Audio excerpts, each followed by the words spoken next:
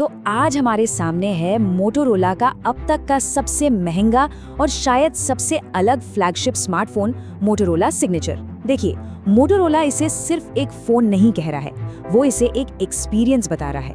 और ये वो पुराना मोटो नहीं है जो सिर्फ बजट फोन के लिए जाना जाता था। ये एक स्टेटमेंट देने की कोशिश। तो चलिए इस डब्बे को खोलते हैं और सबसे पहली चीज जो नोटिस होती है वो थोड़ी अजीब है। मतलब जब इसे पहली बार खोला ना तो लगा किसी इलेक्ट्रॉनिक गैजेट का नहीं बल्कि एक लग्जरी परफ्यूम का डब्बा हाथ में आ गया हो।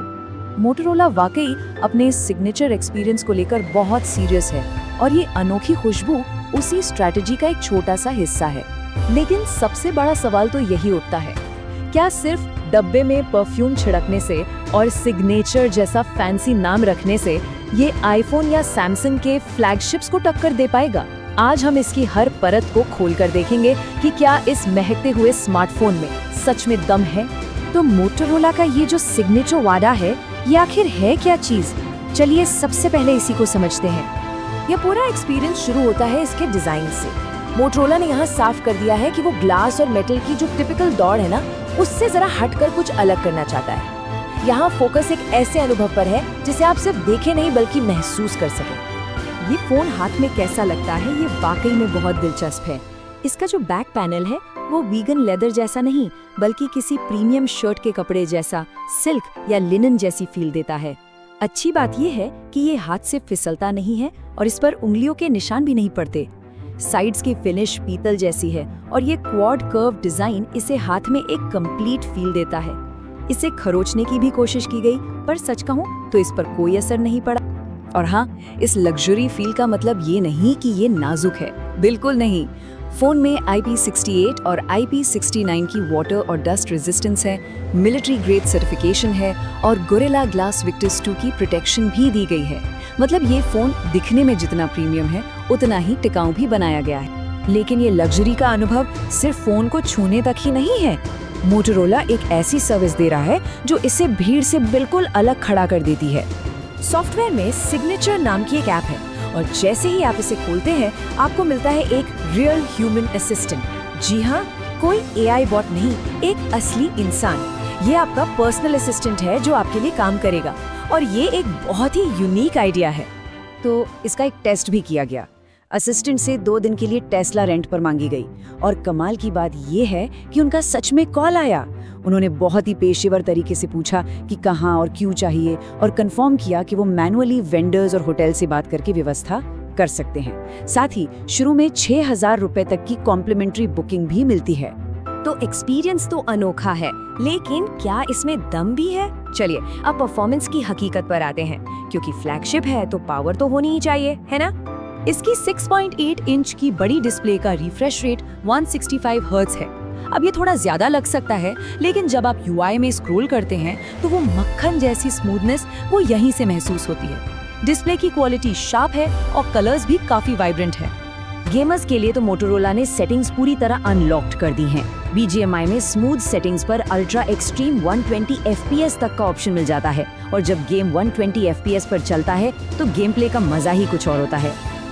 बैटरी की बात करें तो 5200 mAh की बैटरी है, जिसे चार्ज करने के लिए 90 वॉट की वायर्ड चार्जिंग मिलती है, जो काफी तेज है। इसके अलावा 50 वॉट की वायरलेस चार्जिंग का भी सपोर्ट है। सुनने का एक्सपीरियंस भी अलग है क्योंकि मोटोरोला ने बोस के साथ पार्टनरशिप की है। साउंड मीटर पर इसकी लाउडनेस 104 से 110 डेसिबल तक गई, जो बहुत ज्यादा लाउड है।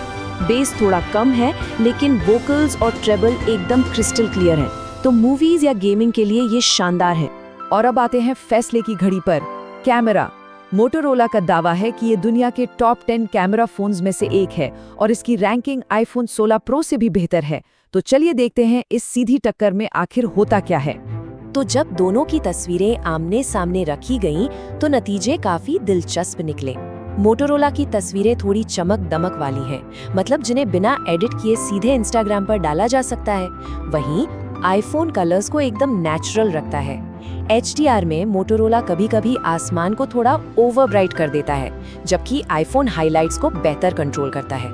और सबसे बड़ा फर्क स्किन टोन में है। मोटोरोला स्किन को थोड़ा सा गोरा और स्मूथ करता है, जबकि आईफोन उसे जैसा है वैसा ही रखता है। तो कुल मिलाकर कैमरे के बारे में मोटी-मोटी बातें ये हैं मेन कैमरा इस्तेमाल के लिए तैयार, ब्राइट तस्वीरें देता है। 50 MP का 3x टेलीफोटो लेंस भी बहुत काबिल है। वीडियो में 4K डॉल्बी विजन के साथ जबरदस्त सुधार हुआ है, लेकिन इसमें अभी भी एक प्रो वीडियो मोड की कमी है और सेल्फी वीडियो में आईफोन जैसी डिटेल नहीं मिलती। तो इन सब बातों को ध्यान में रखते हुए आखिरी फैसला क्या है? क्या मोटोरोला सिग्नेचर अपने वादों पर खरा उतरता है? चलिए इसे संक्षेप में देखते हैं। ये फोन अपने अनोखे डिजाइन और in hand feel, 120 FPS gaming और एक्सक्लूसिव कंसील्ड सर्विस के साथ बाजी मारता है, लेकिन इसका इनबिल्ट AI अभी थोड़ा और बेहतर हो सकता है। कैमरा कभी-कभी ओवर एक्सपोज कर देता है और सॉफ्टवेयर में कुछ छोटे-मोटे बग्स हैं।